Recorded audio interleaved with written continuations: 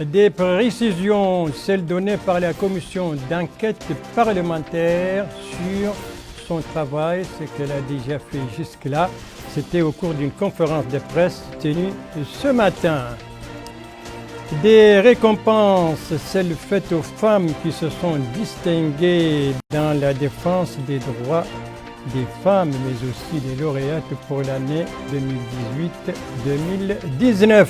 Un rallye, celui des sciences, doté du prix du président de la République ce soir, dernière étape dans la zone de l'Est.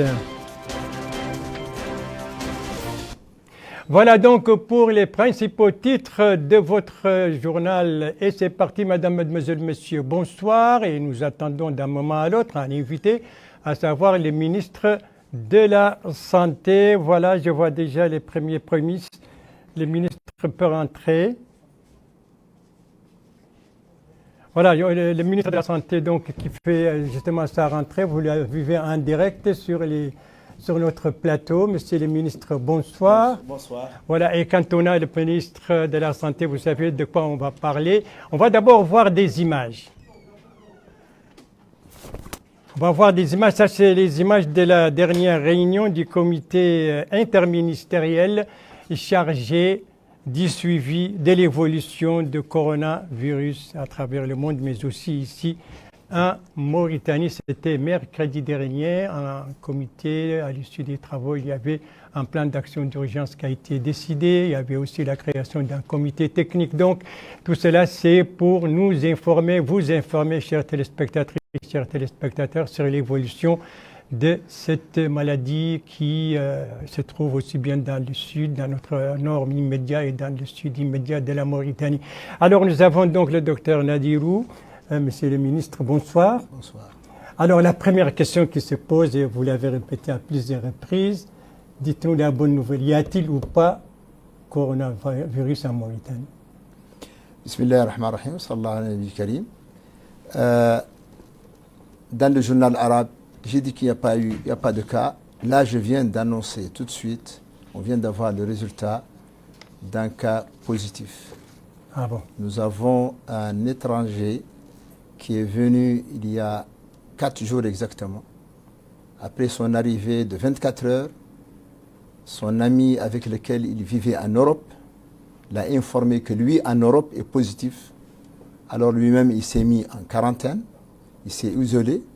Ce matin, il nous a informé qu'il a la fièvre vers 10 heures. Nos services se sont rendus sur place. Ils ont fait le prélèvement. L'analyse a continué. Et j'ai eu le résultat après mon départ du journal télévisé arabe. Et donc, le cas est positif. Donc, le cas est positif. Voilà. Donc, première chose, je voudrais dire à tous nos concitoyens, d'abord, que la sérénité est la meilleure arme contre l'épidémie. Le calme, la sérénité, que le ministère a été déjà prêt dans le cadre du comité interministériel suivant les orientations de son Excellence président de la République. Les mesures étaient prêtes, donc le patient a été isolé. Les cas contacts sont actuellement en train d'être répertoriés et isolés. Il n'y a pas de panique nécessaire. Toutes les mesures étaient déjà prêtes à l'avance. Donc le cas positif que nous avons, et c'est le premier cas positif, je le précise, est actuellement isolé dans un service qui a les moyens de pouvoir le prendre en charge. Mais il est là depuis 4 jours. Est-ce qu'on ne l'a pas repéré à l'aéroport? Il est là depuis 4 jours. À l'aéroport, ce qu'on repère, c'est les gens qui ont la fièvre. Il n'avait pas encore de la fièvre. Et donc, est-ce qu'il n'y a pas eu de contact avec lui? Exactement. Nous sommes en train de rechercher tous les contacts. Et toutes les personnes qui ont été en contact avec lui seront isolées et suivies pour s'assurer qu'au cas où ils ont des signes, qu'ils puissent être aussi eux-mêmes pris en charge. C'est ce qui se passe un peu partout et ce que nous faisons et ce qui est recommandé dans le cadre du règlement sanitaire international. Voilà le premier cas donc coronavirus en Mauritanie, un étranger donc qui est là depuis 4 jours. Une autre question, monsieur le ministre, est-ce que vraiment entre nous, vous êtes outillés pour faire face à cette pandémie qui n'existe pas en Mauritanie, mais à travers le monde? Alors, je peux garantir que nous sommes autant outillés que les autres pays. Nous savons aujourd'hui que cette épidémie, aujourd'hui, aucun pays n'a pu éviter sa transmission, mais a pu la réduire. Nous avons pu, alhamdulillah, grâce à Allah, nous avons pu reculer le premier cas. C'est le premier cas ce soir. Nous sommes déjà prêts, comme j'ai dit. Nous avons des sites d'isolement. Nous avons les examens qu'il faut. Nous avons les mesures de protection qu'il faut. Nous avons les stocks de médicaments qu'il faut. Donc on est prêt depuis plus de 2 mois. Et on attendait que s'il y a un cas, on est prêt à le prendre en charge. Et je peux garantir que nous sommes prêts à le prendre en charge. Voilà. Est-ce que vous avez les informations nécessaires, scientifiques nécessaires à propos de ce virus? Alors aujourd'hui, pour vous permettre de prendre les dispositions alors nécessaires. Il faut savoir que ce virus est nouveau pour le monde. Donc il est connu dans la famille des coronavirus. Donc il y a des choses qui sont connues sur tous les coronavirus. Mais lui, il est nouveau sur plein de choses. Justement, sur sa capacité de transmission qui a surpris le monde et qui aujourd'hui n'a pas permis à des pays habituellement efficaces sur les épidémies pour les arrêter, qui n'ont pas pu l'arrêter. Et donc, il est quand même plein d'informations sont aujourd'hui en train d'être récoltées. Mais de plus en plus, le monde est en train de le connaître et de le maîtriser. Je voudrais dire ici, par exemple, que les premiers pays qui ont connu cette épidémie, aujourd'hui, ont l'épidémie qui est en train de s'arrêter, la Chine. Oui. Aujourd'hui, la Chine a eu moins de 30 cas. C'est des milliers, alors qu'on avait des milliers il y a quelques semaines. Aujourd'hui, il y a eu 34 cas nouveaux cas seulement en Chine. Donc, l'épidémie est en train de s'arrêter. Donc, on est quand même en train de maîtriser l'épidémie. Et qu'est-ce que vous faites avec les touristes? Est-ce qu'il y a un arrêt des vols touristiques qui viennent en Mauritanie ou qu'est-ce que vous faites? Je le précise, comme vous l'avez dit, que le comité interministériel s'est réuni, a mis en place un plan d'action. Ce comité comprend l'ensemble des ministères concernés, que ce soit les affaires étrangères, l'intérieur, le tourisme, l'équipement et le transport. Par exemple, le ministère du Tourisme vient de prendre la décision de suspendre les vols qui restaient des touristes. Ils ne viendront plus. Ah bon. Le vol qui vient demain viendra vide. C'est pour reprendre les touristes qui étaient là. Mais il n'y a pas de touristes qui arrivent demain. Mais ces touristes étaient là depuis quand? Oui, depuis 3 semaines, 4 semaines. Ils sont là quand même depuis le déclenchement. Oui, et ils étaient contrôlés à l'arrivée. Bon, on n'a pas eu de cas, alhamdoulilah. Donc, le ministère du Tourisme a pris la décision d'arrêter ces vols de touristes. Le ministère des Transports a envoyé une circulaire pour dire justement, dans le cadre du comité interministériel, que tous les venants de ces pays qui sont à risque doivent s'autoconfiner. C'est-à-dire que quand ils rentrent en Mauritanie, ils sont exigés de s'autoconfiner dans leur maison, dans leur domicile, dans leur résidence, et qui seront suivis justement par les équipes au cas où ils ont des problèmes de santé. Mais la dernière fois, il y avait une quinzaine de touristes italiens qui ont échappé, qui ont voulu échapper, qui ont été rattrapés à 90 km. Alors, je précise, et on a fait la déclaration. Oui. Ces touristes n'ont pas essayé de s'échapper. Ces touristes sont venus dans la voie normale. Ils sont rentrés, ils ont été mis dans un hôtel d'isolement. L'opérateur n'a pas compris les mesures et c'est l'opérateur qui les a amenés en route. Mais quand il a compris, il les a ramenés. C'est lui qui les a ramenés. Donc, ils ne se sont pas fuis, ils sont ramenés. Et quand ils se sont revenus, je me suis déplacé personnellement avec le ministre du Tourisme pour leur expliquer les mesures que nous avons. On leur a fait 2 choix.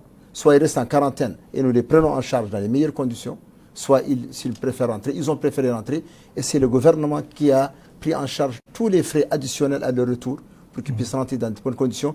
Et l'ambassadrice d'Italie, qui est basée au Maroc, m'a téléphoné personnellement pour remercier le gouvernement mauritanien des mesures que nous avons prises à l'égard de ces touristes.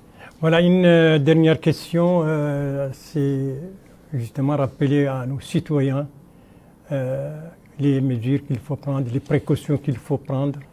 Alors, oui, elles sont simples. C'est pourquoi j'ai dit il ne faut pas se paniquer. Il est très facile de vivre à côté de quelqu'un qui a le virus et qui ne soit pas infecté. Il suffit de respecter des mesures d'hygiène. Laver les mains au savon très fréquemment. Éviter de s'approcher de quelqu'un qui tousse ou qui éternue. Quand quelqu'un lui-même tousse et éternue, il doit étousser sous le bras ou dans un mouchoir et les jeter dans une poubelle. Et donc, ce sont des mesures d'hygiène classiques qu'on doit faire. ونختار هون نتاز فرصة ولا هنا قصار هون كلمة بالحسانية ياك نعلم المواطنين اكسكوزي ياك نعلم المواطنين بيلي قبيل مجيتي الإذاعة العربية ما كنا عندنا ذاك الخبر نعلمهم عن المعهد الوطني مكيهن نعلمنا اللي له دقائق ما هم ياسرين عندنا حالة إيجابية لهذا الفيروس معناها أنه خارجي جا هون 4 أيام وكان عالم بأنه عنده علاج مجيته هون علموا صاحبه اللي كان معاه انه عاد في المرض وعزل راسه ويامس علمنا اليوم الصباح علمنا عنه عاد جاب الحمى وقبانا منه عينه اول نهار وكانت دراسه وجات نتيجتها وقبانا له اجراء تام معناها ان اليوم هو معزول تماما مكفل به والناس في اللي كانت عنده علاقه به انجبرت ولا تنعزل مدة 14 يوم لعل يظهر في حد، قال هذا اختيار نأكد للمواطنين أن هذا ما هو موجب الخلعة ما هي مفيدة. نحن مواطنين مسلمين، إذا نعرفون لن يصيبنا كيف قلت بين العربية لن يصيبنا إلا ما كتب الله لنا. ما أنا خايفين من شيء، يا نعودوا نطرحوا الأخلاق لحالتنا، وإن شاء الله الحكومة قابضت جميع الإجراءات ورئيس الجمهورية تابعها شخصيا. ما أنا خايف من شيء الحمد لله. C'est le ministre de cette gazra, on va un peu la traduire. Merci. C'est exactement ce que j'ai dit au départ. Voilà. Ce que j'ai dit au puisque... départ, il faut vraiment du calme. Oui. L'épidémie, le plus grave que avant l'épidémie, c'est la panique. Oui. Ce n'est pas nécessaire de paniquer. Il est très facile d'éviter de vivre pas loin de quelqu'un qui a le virus, à condition qu'on a ces mesures de prévention que j'ai déjà citées. Oui. Est-ce que le ministère, indépendamment de ce que vous faites des interviews comme ça, est-ce que le ministère va entreprendre une campagne d'explication, de sensibilisation au niveau des établissements scolaires, au niveau de l'intérieur? Vous l'avez très bien dit, on a déjà commencé. Au niveau des médias, ça a commencé depuis une semaine. Oui. Il y a aujourd'hui des spots qui passent à la télévision, à la radio. Ce matin, les services de l'éducation pour la santé a mis des affiches dans tous les lieux publics. Il est en train de continuer, certains, mais ils vont continuer. Mais nous allons en coordination avec le ministère de l'Éducation, mais aussi avec le ministère des Affaires islamiques dans le cadre des mosquées, avec le ministère des Jeunesse dans le cadre des structures de jeunesse, de pouvoir élargir le programme de communication. Voilà, monsieur le ministre, docteur Nadirou, ministre de la Santé, merci de ces explications. Je rappelle que l'information, c'est le fait, d'ailleurs, on n'est jamais mieux servi que par soi-même. Alors rappelez-nous un peu l'information de ce soir, c'est le cas positif de coronavirus. C'est le premier cas positif de coronavirus chez un expatrié qui est là depuis 4 jours et qui est aujourd'hui pris en charge, isolé. Est-ce qu'on peut demander d'où il vient ou bien ça c'est du secret? Nous préférons garder la nationalité pour ne pas stigmatiser la nationalité. D'accord, ok. Voilà, merci monsieur le ministre pour ces explications. Merci. Et vous allez rester avec nous puisque 3 de vos collègues étaient hier, vous ne faisiez pas partie, 3 de vos collègues, vous les connaissez, étaient hier, animé hier une conférence, la conférence hebdomadaire, pour donc expliquer les travaux du Conseil des ministres. Il s'agit du ministre de l'Enseignement supérieur, de la Recherche scientifique et d'éthique, son collègue de la Justice et leurs collègues, les ministres délégués chargés donc de la promotion des investissements, mais aussi du développement industriel. Résumé de cette conférence de presse avec Rabia Adida. Au cours du dernier Conseil des ministres, le Conseil des ministres a examiné et adopté plusieurs projets de loi et de décrets et suivi des communications présentées par des membres du gouvernement. Parmi les projets de loi, celui qui annule et complète certaines dispositions légales relatives à la lutte contre les passeurs de migrants illégaux et un autre relatif à l'interdiction et à la répression du commerce de personnes et à la protection des victimes de cette activité illicite. Le ministre de la Justice, Dr Haïmoud Ramdan, a affirmé que ces 2 projets de loi sont relatifs à l'application des conventions des Nations Unies concernant la lutte contre le crime transfrontalier, convention que la Mauritanie a ratifiée. Il a souligné que le premier projet de loi porte sur la convention de 2010 criminalisant les passeurs de migrants et comporte des dispositions de protection des migrants contre les réseaux de passeurs qui les exploitent. Il a indiqué que le deuxième, qui se rapporte au commerce de personnes, complète celui de 2003 et définit le cadre d'application et les peines à l'encontre des auteurs de ces crimes, tout comme il protège les victimes et organise la coopération et les interventions des États et des différents acteurs nationaux et étrangers qui agissent dans ce domaine. Pour sa part, le ministre délégué chargé de la promotion de l'investissement et du développement industriel, M. Habib Ulham, il a précisé dans son commentaire sur la communication conjointe sur le plan d'action du ministère de l'économie et de l'industrie de son département a été centré au cours de la dernière période sur la conception des politiques économiques, sociales et industrielles, la mobilisation des financements nécessaires à leur mise en œuvre auprès des partenaires, la promotion du secteur privé et l'amélioration du climat des affaires par le suivi des indicateurs internationaux ayant trait à la consolidation du partenariat entre le secteur public et privé et la création d'un système efficace de suivi de l'évaluation des politiques de développement. Il a ajouté que le contexte socio-économique général s'est caractérisé ces tout derniers mois par la poursuite de l'exécution de la stratégie nationale de croissance accélérée et de la prospérité partagée pour la période 2016-2030, dont l'objectif essentiel est de s'assurer que l'économie nationale suit un processus de croissance solide, inclusif et pérenne, de développer le capital humain, de promouvoir l'accès aux services sociaux, de renforcer la gouvernance dans toutes ses dimensions et de réduire les disparités sociales tout en assurant la protection pour les couches les plus vulnérables. Concernant les mesures prises par le gouvernement mauritanien contre le Covid-19, Le ministre de l'Enseignement supérieur, de la Recherche scientifique et des technologies de l'information et de la communication, porte-parole du gouvernement, Dr Sidioul Salem, a affirmé que la Mauritanie a mis en œuvre des stratégies préventives graduelles et évolution en fonction du degré de proximité du risque de coronavirus. Il a assuré que le gouvernement mauritanien met tout en œuvre pour protéger les citoyens mauritaniens contre cette pandémie mondiale. Voilà une pandémie dont le premier cas donc positif vient d'être enregistré en Mauritanie. Le ministre de la Santé vient de le confirmer. Et une autre conférence de presse, donc, cette fois, c'est tenue ce matin et cette fois, c'est tenue par la commission d'enquête parlementaire. Une conférence tenue ce matin au siège de l'Assemblée nationale, l'occasion pour donc la commission de donner des précisions sur la nature de son travail, ce qu'elle a déjà réalisé et sur les perspectives. Précisions avec Yedali Fall. Dans un souci de transparence et de clarté, la commission a tenu ce point de presse afin d'informer l'opinion publique. Dans son intervention, le porte-parole de la commission parlementaire, le député Mrab Tourbonaï, a déclaré que les membres de la commission d'enquête sont déterminés à accomplir leur travail de manière impartiale. Il a indiqué que toutes les personnes qui ont été convoquées dans le cadre des opérations de collecte d'informations sur les dossiers d'enquête se sont présentées à la commission. Il a affirmé que la commission, dans un souci d'effectuer les tâches qui lui ont été confiées, envisage actuellement de recruter d'autres experts. Mrab Tourbonaï a présenté un exposé sur les différentes étapes de la commission depuis sa création.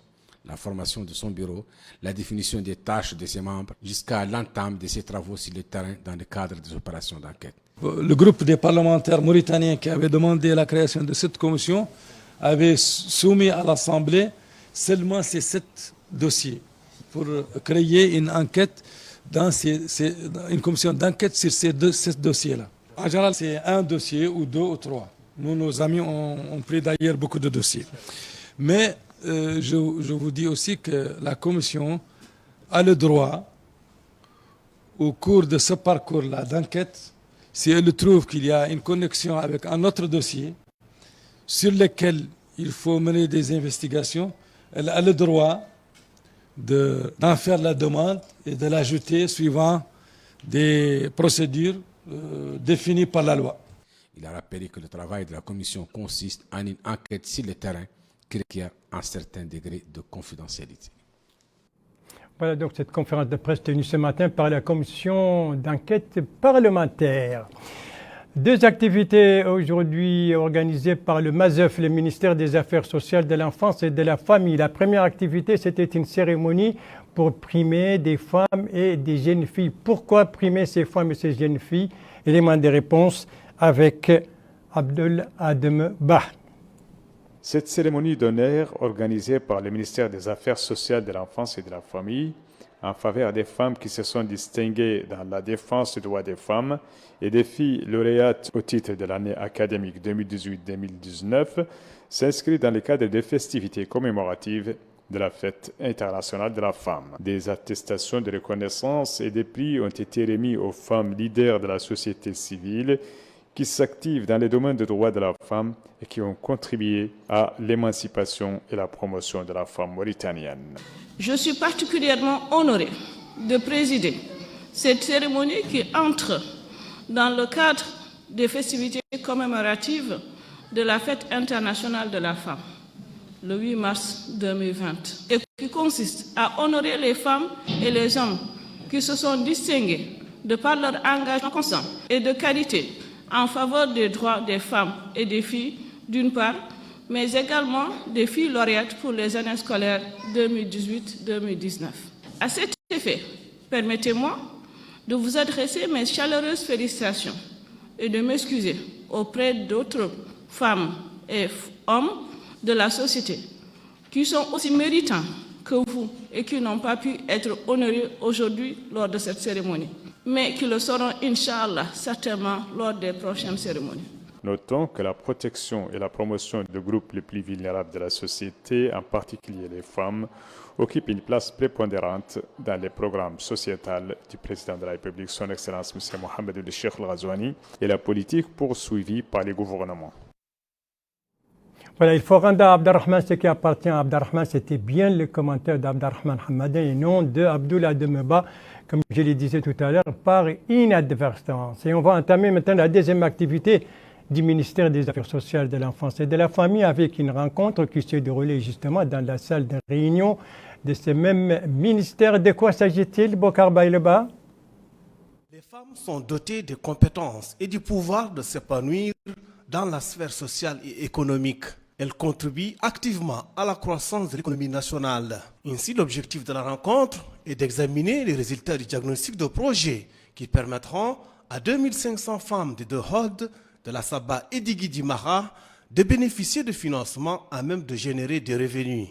Ainsi, le secrétaire général du ministère des Affaires sociales, de l'enfance et de la famille, Mohamed Mahmoud Roussidi Yahya, a souligné que le programme est d'une grande importance. Il a indiqué que les femmes jouent un grand rôle dans le développement économique et social du pays. Il a ajouté que le projet permettra de dynamiser les activités féminines et générer des revenus. Pour rappel, la vocation du projet SWED est de contribuer à l'autonomisation des femmes et le dividende démographique au Sahel. En d'autres termes, il permet de favoriser l'émancipation des femmes et des adolescentes ainsi que leur accès à des services de santé reproductive, maternelle et infantile de qualité. Pour cette rencontre aujourd'hui au ministère des Affaires sociales, de l'enfance et de la famille, dont ont bénéficié 2500 femmes donc, dans le cadre des activités génératrices de revenus. Direction maintenant à l'intérieur du pays, deux étapes avec la Saba et l'Adrar. La Saba d'abord, dont la capitale abrite, vous le savez, depuis quelques jours, le rallye des sciences doté du prix du président de la République, et cela pour la zone est du pays. Où en est-on, Abdoulaye Demeba? Ont été évalués dans les disciplines scientifiques que sont les mathématiques, la physique et les sciences naturelles. Cet élève a apprécié le déroulement de cet examen, particulièrement les épreuves pour cette deuxième phase, et remercie les autorités et la direction régionale responsable de l'organisation au niveau local. Cet autre élève a précisé que ce concours leur permet d'acquérir certaines aptitudes et connaissances, dont comment renforcer leurs compétences en matière de communication et comment les préparer à être des compétiteurs. Je m'appelle Aminata, je suis une élève de 5e année dans la région d'Assaba. Machallah, c'était bon, machallah. On a gagné, machallah. Alhamdulillah. Ces opérations se sont déroulées dans de bonnes conditions. Et ce qui nous a aidé surtout, c'est que les élèves ont été très polis et ils ont respecté les règles. Ça s'est très bien passé. Et bien sûr, il y a eu des vainqueurs. Mais l'essentiel, c'est tout le monde qui a gagné, parce que c'est la Mauritanie qui a gagné. Et que nous avons constaté aussi que les niveaux sont standards, sont stables. Tantôt, certains sont plus forts en maths, d'autres en physique-chimie, d'autres en sciences. Et donc, c'est équilibré. Les lauréats de cette 4e édition du Rallye des sciences verront décerner le prix du président de la République pour les sciences. Voilà donc pour la dernière étape de ce rallye des sciences au niveau de la zone Est. Cela se déroule à Kifa, la capitale de la Saba. Attar à présent pour parler d'une réunion du conseil régional de l'Adrar, un conseil qui dispose désormais d'un nouveau siège qui vient d'être inauguré. C'est un compte rendu de notre correspondant permanent à Attar, Abdallah Zouber, dont le compte-rendu est revu en français par Bokar Baïleba. Le conseil régional de l'Adrar dispose désormais de nouveaux locaux, dont l'inauguration a été supervisée par le wali de l'Adrar, Djagana Mohamedou El Haj Wagui. Les locaux comportent tout le confort pour que les membres du conseil régional puissent mener à bien leurs tâches. Par ailleurs, le conseil régional de l'Adrar a tenu sa première session ordinaire. L'ordre du jour de la réunion a comporté l'examen et l'adoption du budget pour l'exercice 2020, la présentation d'une étude sur un plan régional de développement et autres différents sujets. Intervenant pour l'occasion, le wali de l'Adrar, Djagana Mohamedou El Haj Wagui, a souligné la disponibilité de l'administration à faire tout ce qui pourra faciliter les activités du conseil régional et améliorer les conditions de vie des populations de l'Adrar. De son côté, le président du conseil régional de l'Adrar, Yahya Ould Abdel Kahar a remercié le Wali pour la présence à cette réunion. Il a en outre indiqué que des efforts seront consentis pour le bien-être des populations de l'Adrar. Et le conseil régional agira comme un levier pour satisfaire les besoins des populations. Voilà, pour la première réunion donc du conseil régional de l'Adrar, et ce conseil qui vient d'inaugurer son siège donc dans la capitale de l'Adrar. Merci de suivre les JTF de Mauritanie. La suite du journal avec les activités des ONG, à commencer par celle de Ensemble pour les bienfaits, qui célèbre donc la journée internationale du Rhin, célébrée chaque année le 12 mars, une activité qui était organisée sous le thème « Nos reins, nos vies », une activité marquée par plusieurs interventions et par aussi la distribution de dépliants contenant des informations donc relatives aux reins et aux dialyses. L'autre activité, c'est celle menée par le RESA. Le RESA, c'est le réseau des journalistes amis de l'OMVS à l'organisation du 48e anniversaire de l'Organisation pour la mise en valeur du fleuve Sénégal. D'ailleurs, cette organisation, c'est elle qui a organisé en collaboration avec le RESA cette manifestation dont le lieu, c'était les écoles de Cheikh Moussa, une cérémonie marquée par la distribution des prix à des élèves et à des professeurs de ces écoles pour leur engagement. Voilà, ce journal est à présent terminé. Merci à vous, mesdames, mesdemoiselles, messieurs, de l'avoir suivi. Merci bien entendu aux équipes rédaction des techniques qui ont participé à sa conception. Je vous en rappelle les principales informations. Ici, c'est cette conférence de presse animée aujourd'hui par la commission d'enquête parlementaire, l'occasion pour le porte-parole de donner des précisions sur le travail de la commission, ce qu'elle a déjà réalisé. Ici, c'est cette cérémonie organisée par le MASEF pour récompenser, pour honorer, si vous voulez, des femmes et des jeunes filles.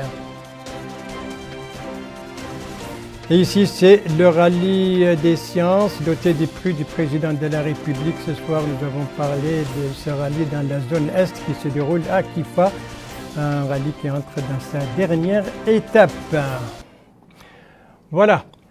Il ne me reste plus qu'à vous souhaiter une très bonne fin de soirée, une très bonne fin de semaine et à vous donner rendez-vous, Inch'Allah, demain à la même heure, 21h30. Bonsoir.